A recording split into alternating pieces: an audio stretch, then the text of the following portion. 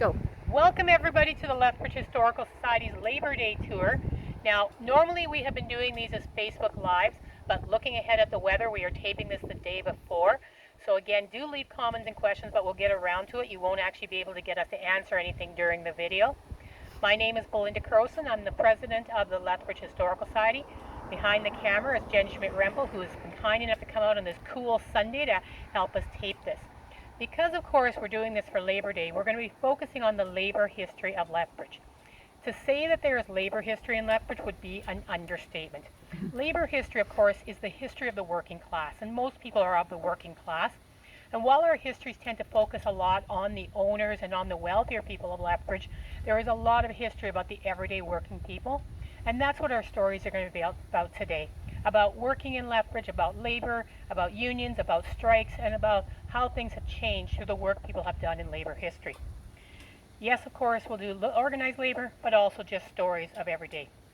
Now, you might wonder why we chose to start here at Brewery Gardens, because we would not be able to start our labor history without a bit of the brewery history. Now, the brewery started here in 1901, and already by 1906, it had a union, making this one of the first unions in Lethbridge. The union, the Brewery Workman number 354, was also one of the founding unions of the Lethbridge Trades and Labor Council. The union, which started as a very small organization, grew into the largest employer in Lethbridge, so you can understand how prominent the union was. And having a union early on might give you a sense about how the Sick family, Fritz Sick and his son Emil, how they related to union and to labor. But I found a beautiful quote written by the Washington Teamsters, because of course the Sick family also owned breweries throughout the U.S. and into Seattle. And when Emil Sick passed away in 1964, the Washington Teamsters wrote a tribute to him, which gives a sense of how the brewery related to their workers. He was a fair employer at all times, and his word was good.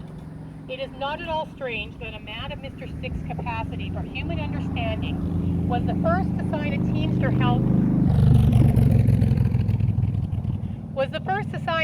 health and welfare clause and the Teamsters pension plan. The rapport between the Sick management and his employees was excellent, and long ago Mr. Sick expressed the thought that good labor relations made for better sales of his products. Simple as that. So I thought we'd start with a good story of an employer and a business that had good relations with his workers for the most part. We have heard many stories of people who worked for the brewery, both under the Sick family and then later under Molson, and the stories of the picnics and various things have been well told. But of course we have to balance this with a story of a fight for a union that took a lot more. Here at Brewery Gardens we also chose this spot because if we turn this way we can see just the very top of the tipple of Gulf 8 mine. And that has a story to tell, the mines. Below us in the river valley were the beginning of the coal mines. We have the last coal mine in Lethbridge there. So it also makes sense at this spot to tell some of the mines, union stories of the mines. According to the PhD dissertation, Class Dismissed, A Social History of the Calgary Labor Movement 1883 to 1919, written by David Bright, prior to 1900, the entire province of Alberta, or what would become the province of Alberta, contained no more than 4 unions. If that is accurate, Lethbridge had one of the first 4 unions ever in Alberta. The union was very short-lived, and I'll explain why. The Western Federation of Miners, WFM, came from Montana to Lethbridge in 1897 and helped lead the first coal miners' strike against wage cuts. They also fought for the 8-hour workday. Now at that time, the member of the Territorial Assembly for this area was a man named Dr. Leverett de Weber. De Weber, who was a doctor and later the medical officer of health for Lethbridge, was a politician as well, and he was on the assembly. And listening to the miners of Lethbridge, he took to the assembly a request for the 8-hour workday. And in 1899, it actually passed unanimously through the assembly. For the first time ever, the miners had an 8-hour workday that everybody could enjoy. That 8-hour workday stayed as law for only a year and was rescinded in 1900. The new 1900 law made it a matter of arrangement between the miners and the mine owner as to the number of hours each miner should work, which meant the owners basically determined how many hours each miner would work. Several mine owners had complained that if they had to follow the 1899 8-hour workday, that law would result in an increase in the cost of coal. They convinced politicians at the assembly that that would increase the price for everybody, and the 8-hour workday ended very quickly after it started. As I mentioned, that union too was short-lived. The Western Federation of Miners came under pressure from the Northwest Mounted Police and left Lethbridge, returning to Montana to focus on American miners. It would be a few years before another union, the United Mine Workers of America, restarted a union here in Lethbridge with the Lethbridge miners. Now, that short-lived union and short-lived strike caused a lot of strife. The first time unions came into the area, of course, they were fought by the police, they were fought by the owners, and a leader in that early union, a man named John Rosane, that leadership role in that union cost him dearly. It was rumored that after the strike and after the union was done, Rosane was blackballed from the large company mines, and he had to instead find work in a small independent mine with, it's been said, lower safety regulations. In that small mine, the only place he could find work, Rosane developed lung issues. He fell ill on a Sunday, but had to continue working until Wednesday, when he finally returned to Lethbridge for medical treatment. He died soon afterwards from inflammation of the lungs. Upon his death, he left behind a wife and 7 children, 5 of whom were still living in Lethbridge. So Rosane and others paid dearly for working with that first union. Of course, you see the difference between the brewery union and the mine union, but working to unionize, working to strike could have dire consequences for any of the owners, for any of the workers who dared to be part of the union management. Now, we told a bit of a story here of the brewery and the mine, but we also, of course, have the high-level bridge. There was a short strike during the building of the bridge, and there was also a lot of work being done by workers on that bridge. When you look at the bridge, think about over the 100 or so men that worked on it, from the engineers to the people who had to actually dig for the concrete base to the steel workers, and that was an incredible construction. We know that that entire bridge took about 2 years to build, but just to put in that steel took 10 months, and through weather, through wind, through everything else, and that even takes, like I said, even was slowed down by a strike of the workers on the bridge. And so here we have 3 things, the railway, the mines, and the brewery, all with slightly different stories of workers and unions. What we're going to do is we're going to actually, because we're taping this, we're going to pause the video and head up to where Toys R Us was, or is today. That was the site of the Galt Mine, number 1, the first shaft mine built on the prairie level. And there we will continue the story of the miners and their unions, and how the second attempt to create a mine union led to a 9-month strike. Oh, no, yeah. Okay, you're on. Toys R Us is located approximately where the first shaft mine, Galt number 1, was built. Prior to this being constructed in 1888, what we were dealing with was drift mines. Drift mines were built in the river valley, and they simply had tunnels that went into the coulees, so the coal could be accessed that way. That Galt 1 was the beginning of moving up to the prairie level with the coal mines. As I said, it was sunk in 1888 to a depth of 90 meters, closed in 1897, and was replaced by number 3, the Staffordville mine, which had been dug around 1890, but went into more full operation after this mine closed. So this mine closed in 1897, the same year that the miners brought in their first union. While stymied at their first union attempt in 1897, the miners, that didn't stop the miners from trying again. And the next big run-in between the miners and their bosses was in 1906. In February 1906, the United Mine Workers of America, UMWA, met in Lethbridge, and over 80% of the Lethbridge miners chose to join Local 574 of the UMWA. A set of proposals was submitted to the company, including a raise in pay, a reduction in hours to an 8-hour workday, and independent verification of the amount of coal dug by each miner. What a lot of people might not realize is the miners that didn't necessarily get paid for how many hours they worked, but they were paid by how much coal they dug. And it was left up to the bosses, the owners, to decide how much coal you dug, so they were the ones that said, this person has this much coal, and that's why they wanted to have a union person who would verify that with the owners, so that the miners were guaranteed of getting the right amount of money. All of those proposals were rejected by the owners, and in March 1906 the miners went on strike, and as I noted, a 9-month strike ensued. The next 9 months had some intense events and moments between the miners and their families and the police. 10% of the entire Royal Northwest Mounted Police force were either in Lethbridge during the strike or on standby for Lethbridge during the strike. During those 9 months, there were 2 riots, 6 occasions where a large group of strikers and their families harassed the strikebreakers, the scab labor, various instances of assault, charges of obstructing police officers, at least 1 case of arson, and no fewer than 13 separate explosions, including ones that took out some houses. Now, I know that sounds like a lot, but actually, in general, peace and order were maintained throughout the 9-month strike.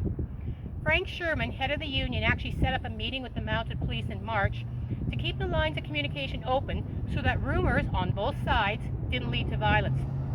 The other thing about this strike, by 1906, many of the miners were owning their own homes in Lethbridge and were connected to the community, were actually not only homeowners, but therefore taxpayers and therefore voters.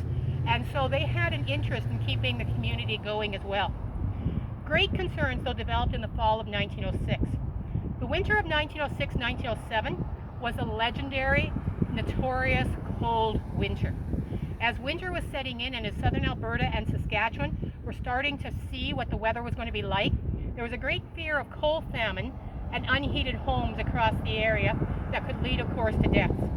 A federal mediator was sent to Lethbridge to help end the strike. The Deputy Minister of Labour, William Lyon Mackenzie King, of course later future Prime Minister, was sent to mediate the strike's end. Stories actually suggest, the oral history is, that the strike was ended, the strike end was negotiated before King ever arrived, but that he didn't let that stop him from taking credit for it. We don't know for sure if the strike was ended, but before he arrived, the strike contributed to the development of national labor laws. In 1907, the Government of Canada passed the Industrial Disputes Investigation Act. It is said that King actually drafted the concept for this act while staying at the Dallas Hotel here in Lethbridge following the end of the strike. The Government of Alberta also brought in labor laws following the 1906 strike. They responded in 1908 with the Workmen's Compensation Act and amended the Coal Mines Act to institute, once again, a limit of an 8-hour workday for work in the mines. So even though they didn't get everything they want, they did get the 8-hour workday 2 years after the strike. While the strike did lead to changes in laws, it did not lead to recognition of the union by the companies. Several strikes followed in the next few years before the United Mine Workers of America was finally recognized and more conditions in the mine started to change. Now, when we're looking at history, we have to not only realize the immediate effects of an event, but the long-term effects and effects that you might not even consider. One of the more interesting effects of the 1906 strike is that not only were laws changed, not only did it lead them to have more strikes and actually get the union recognized, but the 1906 Lethbridge strike actually helped contribute to a train robbery. With the cold winter setting in and the coal shortage, partly created by the strike, when a train with 5 carloads of coal finally arrived in Nanton in February 1907, the people of the community came to the station to take home some of that precious coal so that they wouldn't freeze to death during that winter. But the coal was not actually intended for Nanton. The train was simply stopping to be refueled, get water, etc., and it was heading on to Calgary to supply the CPR. Nantonites were not about to let this coal get away from them. Ira W. Shoup, who had previous train experience, actually got onto the train and was able to get into the train and get the brake pulled before the train could leave. Constable Thomas Curry of the Royal Northwest Mounted Police tried to intervene and actually arrest Shoup, but then he realized that if he arrested Shoup, he had an unheated jail cell to put him in, which wouldn't have been safe anyways, and he also had a crowd of angry people standing around him. So the constable actually realized that he was needed in another community. Of course he wasn't, but he found an excuse to leave Nanton, and it left the crowd behind to figure things out. 3 train cars of coal were removed, and the train was allowed to go on its way with only 2 train cars of coal. But even though they stole the train and stole the coal, they actually paid for everything. The group in Nanton held a meeting with J.S. Hunter, the Baptist minister, and A.C. Bryan, the Presbyterian minister, actually regulating the meeting, taking minutes, and the coal was carefully divided, and they kept a list, and every person actually paid for the coal that they were given. They paid $6 a ton, which for that time was a reasonable price for coal, and so the coal that was stolen was paid for, and the money then went to the CPR. No one was ever charged following the robbery. And in fact, the mounted police never learned about the train robbery until the CPR told them. The constable who had decided it was better to leave didn't actually tell his bosses, but his bosses found out and then he had to admit what he did. So you never know what will happen after a strike. In this case, the train robbery of Nanton is directly linked to the 1906 Lethbridge Coal strike. We're going to head now to Red Square. If you didn't know Lethbridge had a Red Square, you don't know about our communist past. And we're going to head past and we're going to head to Red Square over about a block and a half. So we're going to pause again and we'll meet you in Red Square. Ready? Good. Here sits Lethbridge's, let me turn my mic back on. Here sits Lethbridge's Red Square. The designation was given to this corner on 2nd Avenue and 4th Street South in the 1930s, which was then an empty lot behind the Arlington Hotel. This was the meeting place of the unemployed during the Great Depression, who held rallies here to discuss their many legitimate grievances. Critics, though, tended to see, as critics still like to see, communist influence at work in every such gathering. Ooh, scary communists. Hence, the meeting place was dubbed Red Square.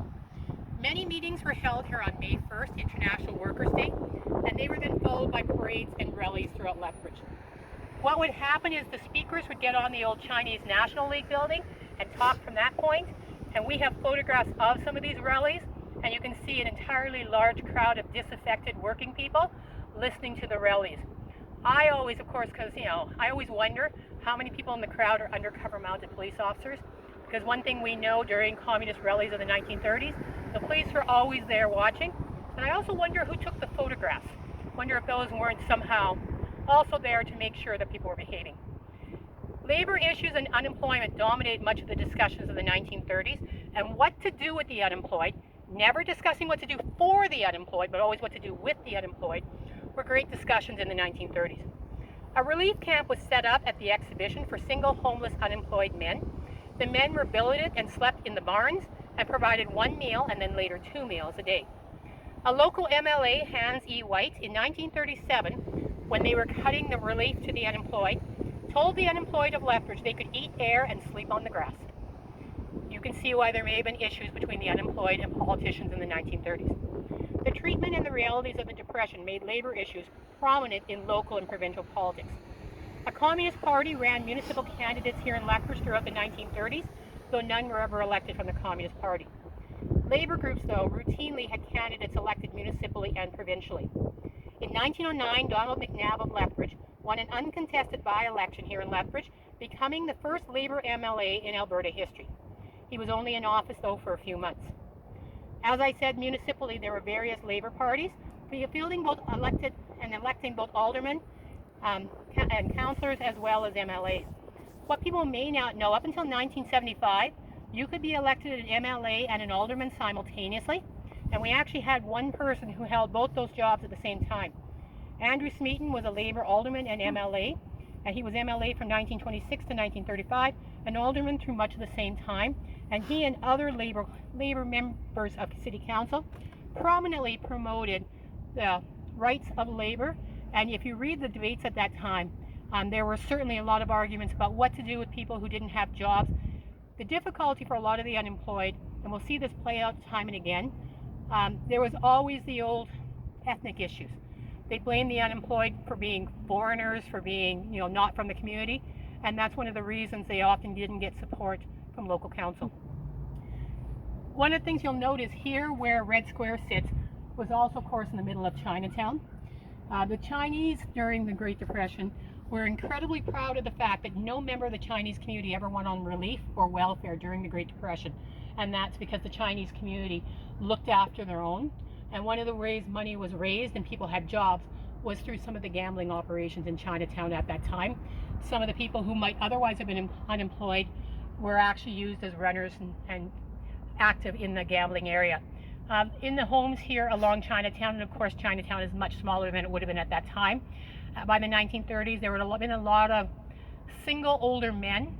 They may have had spouses back in China, but here in Canada they would have been on their own. And so they bonded together throughout the 1930s and prior as well to make sure that they were taken care of.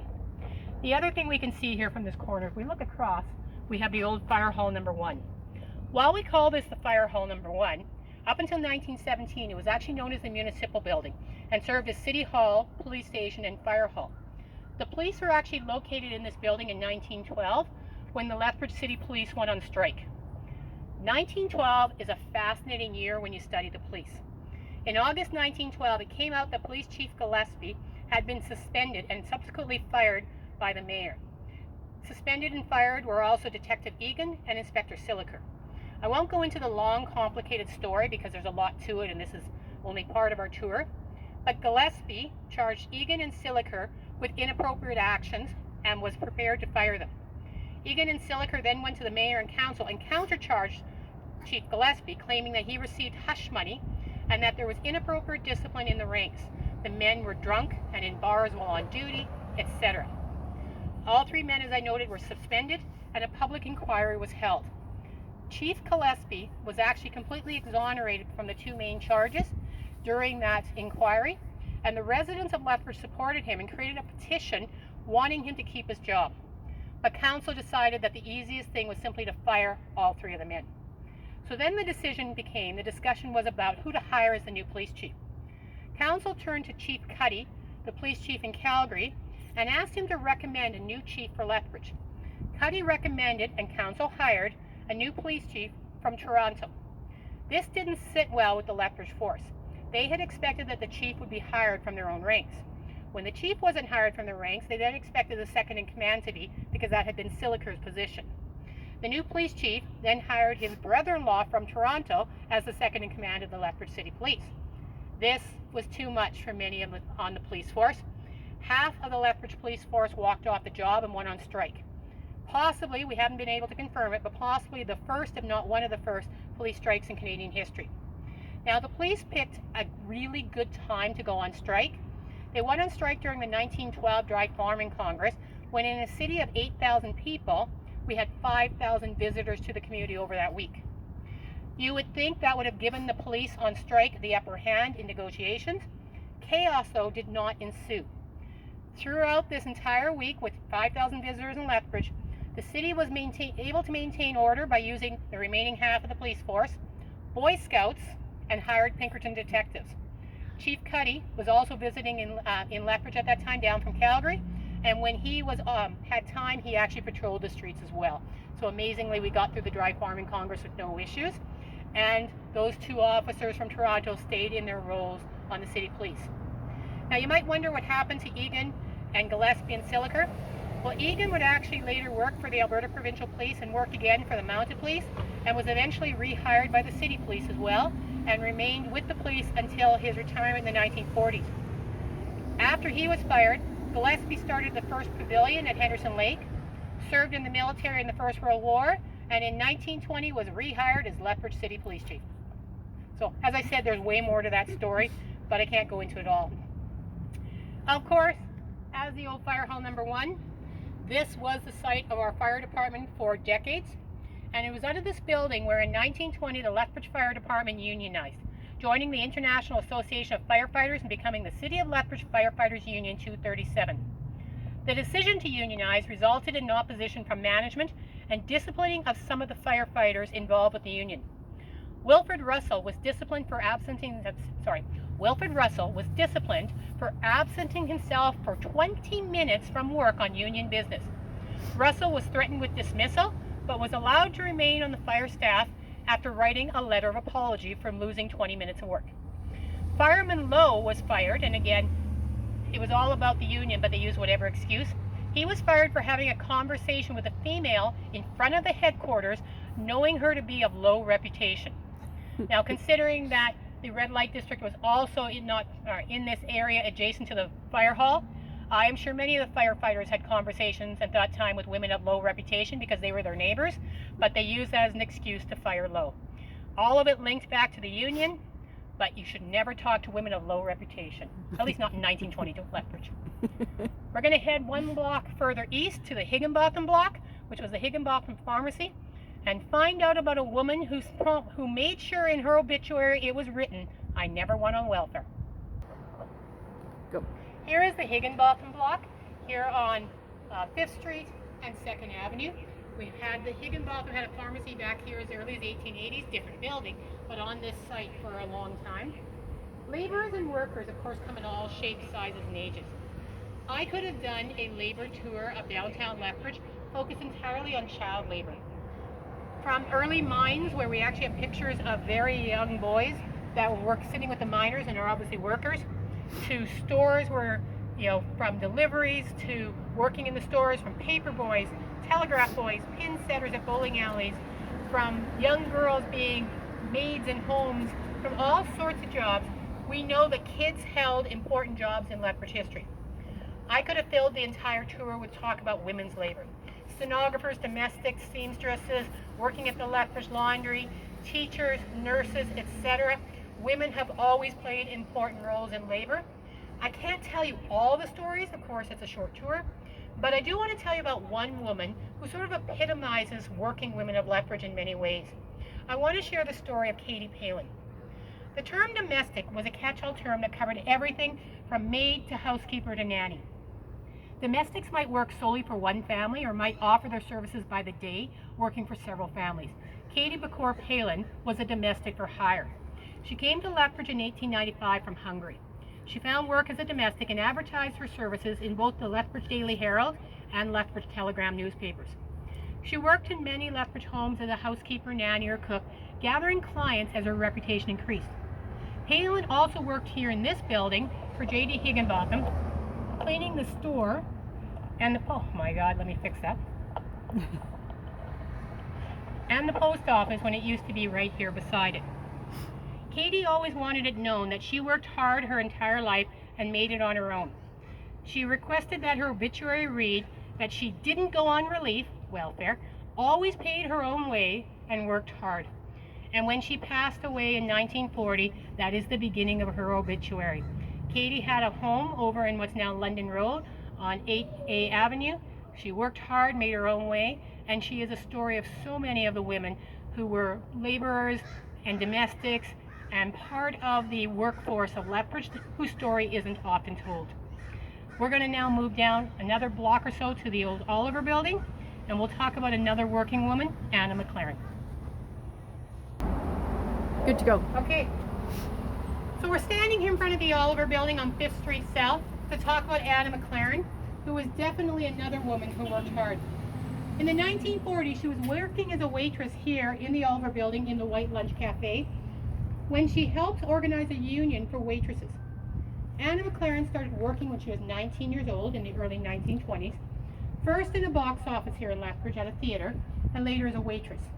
After years as a waitress, she saw the need for a union and became the first president of the Lethbridge Hotel, Restaurant Employees, and Bartenders International Union, Local 198. Among the things McLaren worked for was better pay and hours for restaurant workers, as well as education and training for restaurant personnel. She strongly believed in women receiving equal pay for equal work, and noted that unless women got organized and pressed for those things, they would never get them. In 1954, McLaren was elected president of the Lethbridge Trades and Labor Council, the first woman in Canada to ever be elected to lead a local labor council. She also served as vice president of the Alberta Federation of Labor. Anna McLaren passed away in 1997. Now, we've been able to, of course, there is a great interview with her at the Provincial Archives, been able to piece together all of this labor history that she's part of. What I always find incredibly frustrating, especially when you're trying to research women in any of these places, her obituary mentions none of the work she did. So if you have family members who have labor history, please feel free to pass them on to the LHS. We are collecting as much labor history as we can of Lethbridge in southern Alberta, but we know that there are many stories out there. I think some people know I'm still trying to find more stories on the Logan Garment Factory, which was over on 8th Street. It's the building where the Slice is today. That was actually a factory where knit clothing was made, and a lot of the workers were women, and we're trying to get stories of what it would be like to have work there. Lethbridge Laundry, we know a lot of women work there. A lot of those stories get lost. Sometimes when people got married or when they got older, they didn't talk about them, but if you have those stories, please pass them on. We would hate for labor history for people to think it's only men's history, but as I said, there are children's stories. We want to collect those. There are women's stories. There are men's stories. There's so much history of working class. We want to make sure it's told, so pass it on. And maybe you'll be on a tour and we'll learn about you like we did Anna McLaren. We're going to move now just a little further along and find out about the Beet Union of Southern Alberta and the strike in the beet fields. Okay, and you're going. Upstairs in 323 5th Street South used to be the office of the Beet Workers Industrial Union of Canada. Now, when you look at the history of the sugar beet industry, there were three major groups that were active in the beet industry. First, of course, was the company, whomever owned the factory and ran the company. There was the growers, the farmers, and there was the beet labor. In 1925, the growers actually created their own cooperative group, the Sugar Beet Growers Association, which of course has had a few different names. Now, the relationship between those three groups, the growers and farmers, the labor and the company, was in a beautiful sort of balance until the Great Depression. Sugar beets were labor intensive and required an incredibly strong workforce from June till October, November. Workers were hired each spring by individual farmers, and they were often housed on land and in houses owned by those farmers. In the 1920s, I said a balance was maintained. The laborers could find work in the mines in winter, so they could do seasonal sugar beet work and then work in the mines. And a season of beet work in the 1920s actually paid enough that you could pay for a down payment on your own piece of land, especially if the entire family worked in the beet fields. So there was an opportunity, if you wanted to become a grower or farmer yourself, you could move on. All of this, though, changed in the 1930s. The first change came when Rogers bought out the Utah-Idaho Sugar Company. Rogers had been in competition with Utah-Idaho Sugar Company because Rogers had originally been all about cane sugar and was trying in the 1920s to end the beet sugar so that they would have more of a monopoly, essentially, on sugar. But Utah-Idaho Sugar Company only sold them the Raymond factory when Rogers agreed to run it for the next 10 years as part of the deal. So when they agreed to run it, now of course they're in the sugar beet industry, and they had to find a way to make the factory and the industry profitable. So the company decided the best way to do that was to reduce what they paid the growers. So now you put pressure on the growers, and the only way the growers can make money is if they pay the workers and the laborers more or less. Of course, also in the 1930s, they're now getting paid less because the growers are getting paid less. And it was very difficult in the 1930s to find other work in winter. Of course, there's a lot more unemployed in the 1930s. Many of the mines have slowed down. And so now you have a lot of pressure on the labor. They're getting paid less. They don't have more options. And they're still living in houses that are owned by the growers so that they have that, they're uneasy about their living arrangements as well. During the winter of 1934-35, a series of rallies were held in the Southern Alberta area by the Farmers Unity League. This was the agricultural counterpart of the Communist Party of Canada. The FUL originally was trying to get the growers to work with them, but it was the laborers who actually became interested in the message of the FUL. They were much more willing to hear what the FUL had to say. The Beet Workers Union was formed shortly afterwards with Peter Moronic as the first president.